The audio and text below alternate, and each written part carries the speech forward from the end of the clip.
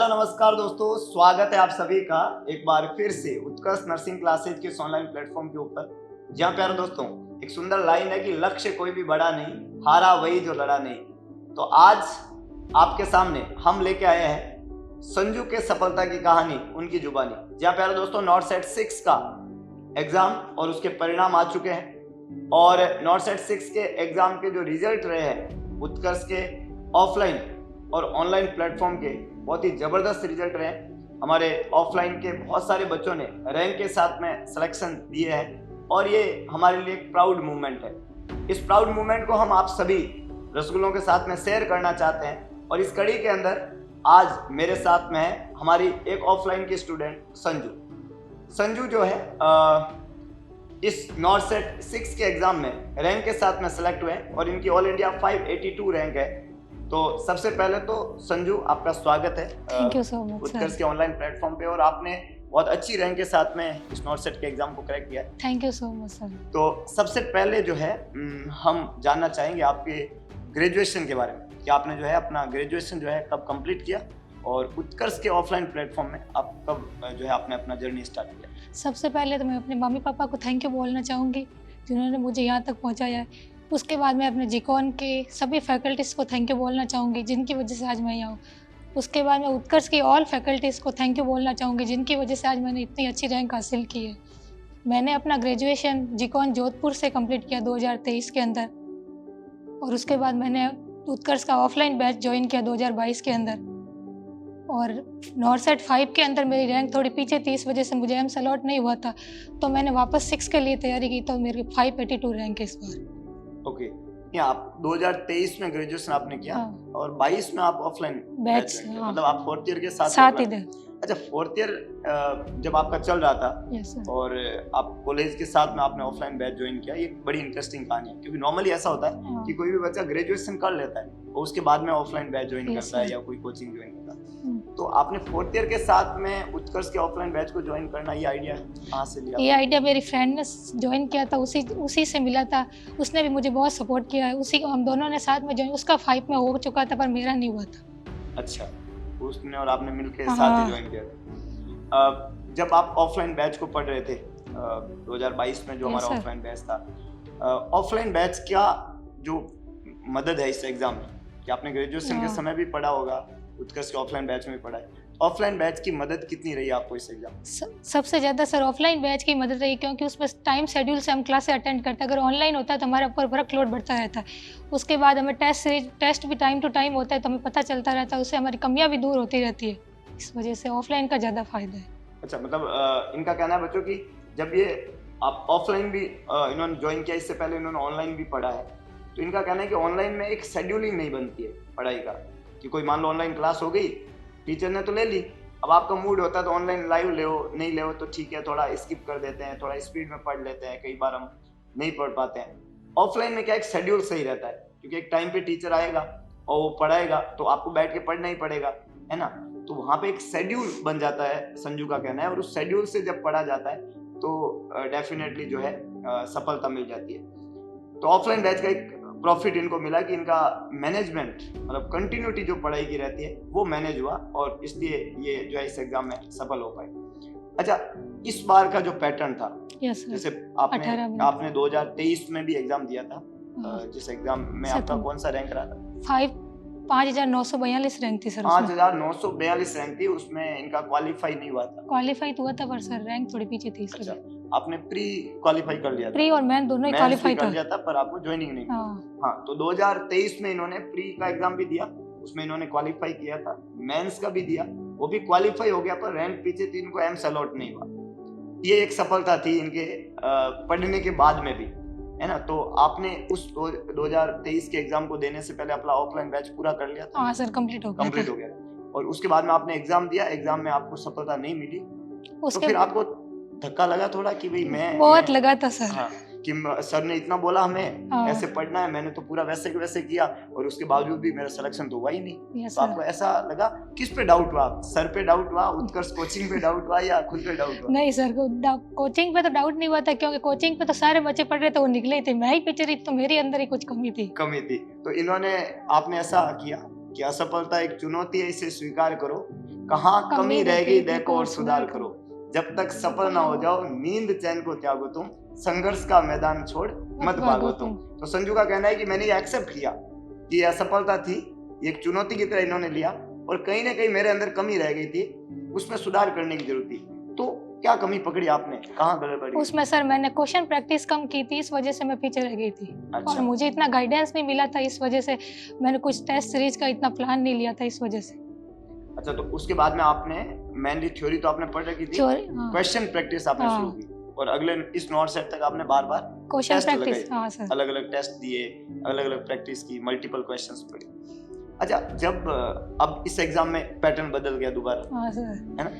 इस एग्जाम में था कि 18 मिनट में आपको 20 क्वेश्चन करने थे। तो फिर ये मतलब सही था या? ये पहले जब शुरू में आया तब तो सर लगा था कि हम कैसे कर पाएंगे, पर उस टाइम जब आप YouTube पे वीडियो लेके आए तब आपने बताया था कि कुछ नहीं, जो पढ़ रहा है वो तो हो जाएगा, कुछ भी करो। फिर हमें जब मतलब थोड़ा टाइम बचा था, टेस्ट की प्रैक्टिस की, तो पता चल गया कि हो जाएगा। अच्छा, तो फिर जब आप देने गए एग्जाम 18 मिनट में 20 क्वेश्चन आए थे, तो आपने 20 क्वेश्चन कितने समय में कर लिए? सर हर सेक्शन में 5-6 मिनट बच रहे थे हमारे पिछले। अच्छा, तो ये जो बच्चों नया पैटर्न था 18 मिनट 20 क्वेश्चन, हालांकि जैसे पैटर्न बदला तो हमने जब इसको असेस किया तो हमें तो उस समय भी लगा था कि ये बहुत बढ़िया तरीका है, लेकिन जब इस बार जितने भी बच्चे एग्जाम दे के आए, एग्जाम देने के बाद में भी हमने उनका रिव्यू लिया, लगातार जो भी बच्चे अब सेलेक्ट होके आ रहे हैं उनसे भी हम रिव्यू ले रहे हैं, तो सबका कहना है कि बेस्ट है, क्योंकि इनका कहना है कि 18 मिनट में 20 क्वेश्चन भी हो जाते हैं, 3-4 मिनट बच भी जाते हैं, और जैसा संजू भी कह रहे हैं कि इनका भी 3-4 मिनट पीछे बच ही रहे थे, उन्होंने पूरा अटेम्प्ट ही कर दिया, ऐसा नहीं कि वो बच रहा था।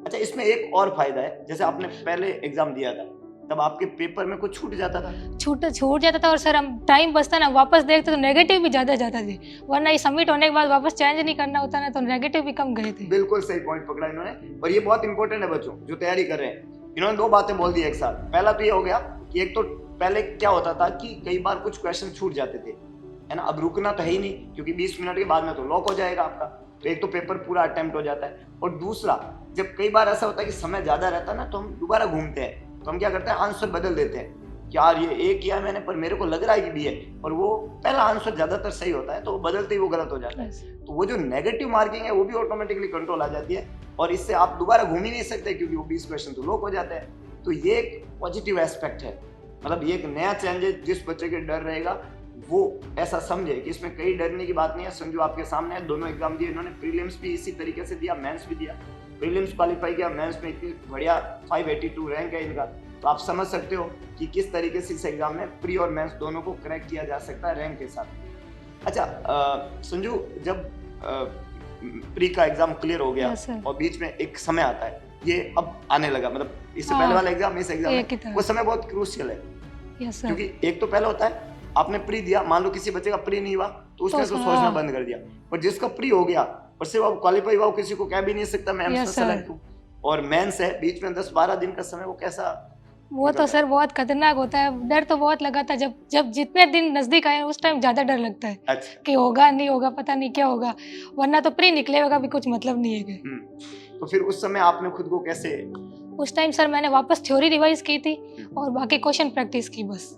अच्छा, तो वो जो 15 दिन का बच्चों समय मिलता है, तो इन्होंने क्या किया, एक बार थ्योरी को वापस दोबारा रिवाइज कर लिया, अपने ही नोट्स को ध्यान रखे, है ना, कोई नया पढ़ने का कोशिश नहीं किया, और जो क्वेश्चंस है उनकी प्रैक्टिस इन्होंने दोबारा जो है लगा के की, ताकि मेंस के एग्जाम में इनको कोई प्रॉब्लम का फेस ना करना पड़े, और ये अच्छे से मेंस के सभी प्रश्नों को बढ़िया से कर ले और समझ ले। सबसे अच्छा तो यूट्यूब की क्लास है सर की, सिद्धार्थ सर की और शैलेंद्र सर की देखी मैंने सारी कंटिन्यूटी। हाँ सर, सुबह 6 बजे भी देखी है। तो संजू 6 बजे उठ जाती थी?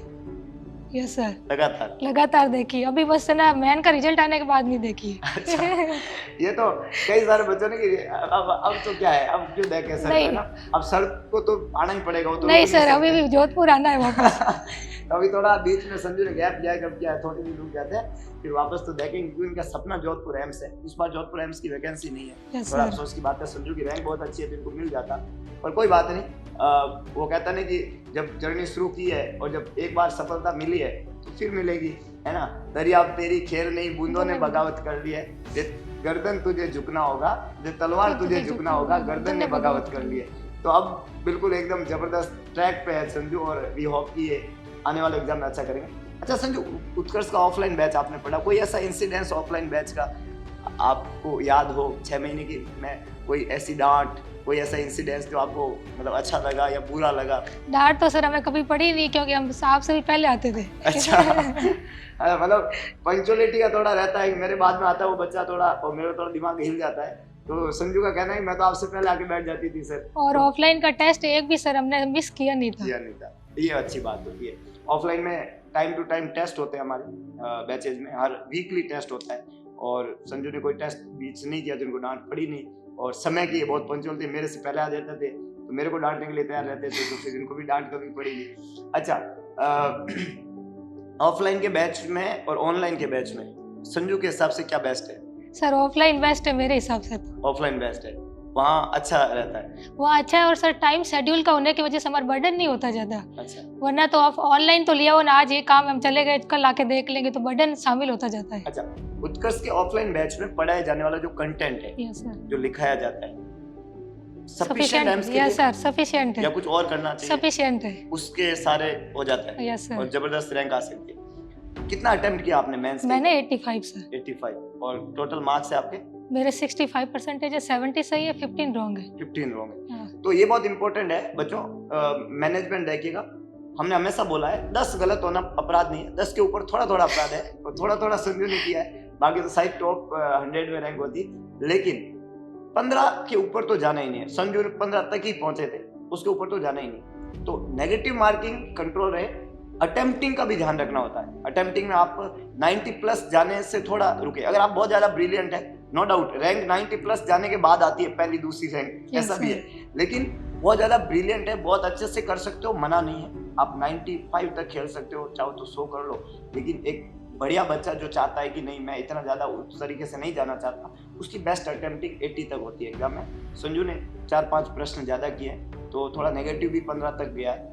ऑन एंड एवरेज जो है 80 अटेम्प्टिंग ठीक रहता है एग्जाम। यस सर, मेरे ना सर प्री में बहुत ज़्यादा नेगेटिव गई, तब ऐसा लगा था कि मैन में तो होगा भी नहीं। अच्छा, तो प्री के एग्जाम जो था वो थोड़ा मेंस के मुकाबले थोड़ा अलग पेपर था। पूरा अलग पेपर था सर। अलग था, वो जो नॉर्मल प्रोसेस में हम पढ़ते हैं उससे थोड़ा हट के चीजें थी। वो तो देख के आए तब लगा किसी कोचिंग से नहीं आया है। बिल्कुल, तो प्री के पेपर में ऐसा था, मतलब बातें थोड़ी अलग अलग थी, तो मतलब थोड़ा मुश्किल लग रहा था, लेकिन मेंस का पेपर एकदम ट्रैक का पेपर था, हमेशा ही होता है, क्योंकि सिलेक्शन के लिए ऐसा ही पेपर होता है। वो एक क्वालिफाइंग पेपर था, वो एक आपकी मतलब है ना, संजू ऐसा कहते हैं वो मतलब आपका आईक्यू देखा जाता है। Yes, sir. उस पेपर में ऐसा था, जैसे आपको दे दिया प्रश्न था कि एक मरीज है और कौन से मरीज में आप जो है वो यूज करेंगे गुड हेल्थ एयरवे, यस तो सर, उसमें कॉन्शियस, सब कॉन्शियस, अनकॉन्शियस, तो ये कोई किताबों के सवाल नहीं होते। Yes, sir. ये क्या होता है, ये कॉमन सेंस चेक करने का तरीका होता है बच्चों।